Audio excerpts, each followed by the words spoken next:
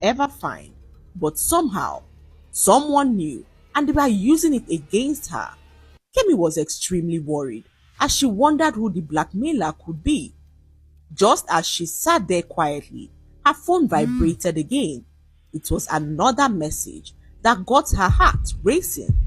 Tick tock, Kemi. The clock is ticking. Are you in or do I start talking?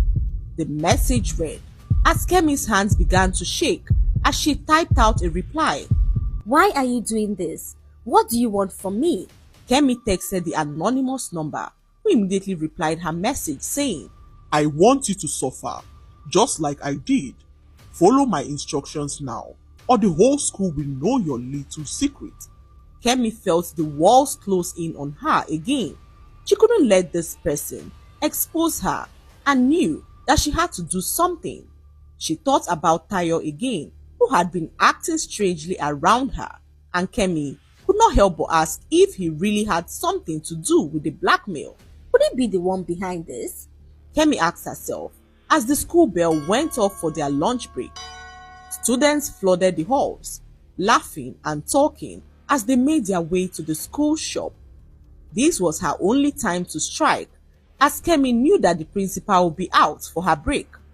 Kemi was left with no other choice than to break into the principal's office, knowing the repercussions of her actions. The office was always locked, and the principal never left her keys lying around in the school. But shockingly, Kemi found the door slightly open.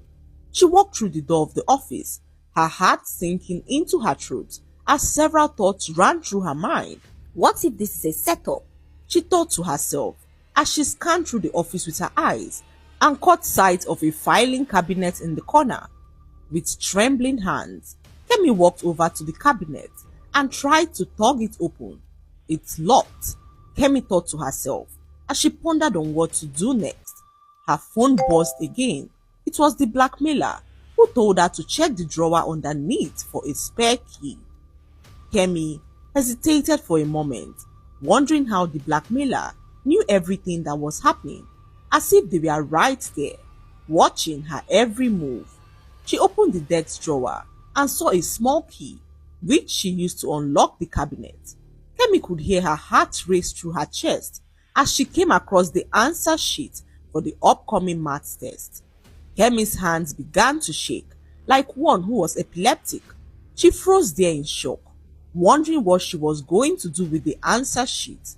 Keep the answer sheet in your bag, the stranger texted again, and Kemi, shaking in fear, quickly put it inside her bag and locked the cabinet. Kemi could not risk anyone meeting her in the principal's office, so she quickly rushed out of the office before anyone would see her. She began to make her way back to her classroom when she got a strong feeling that someone was watching her. Kemi glanced around the hallway, her nerves rising as she wondered who it could be. Suddenly, Tayo appeared at the end of the hall, leaning against the wall with his phone in his hand. He smiled wickedly as their eyes met, sending a cold chill down Kemi's spine. Was it him? Could he really be the one doing this? Kemi asked herself as she decided to confront him. Kemi had to find out.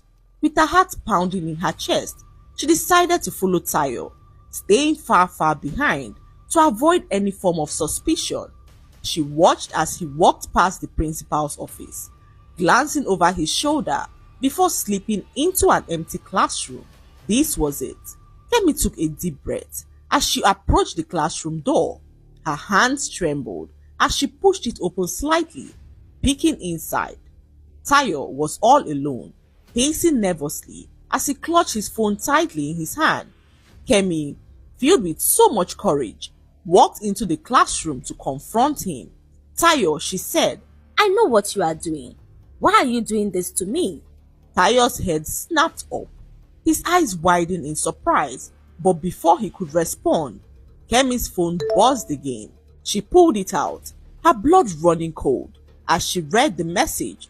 Tayo is not your blackmailer. He's my puppet, just like you.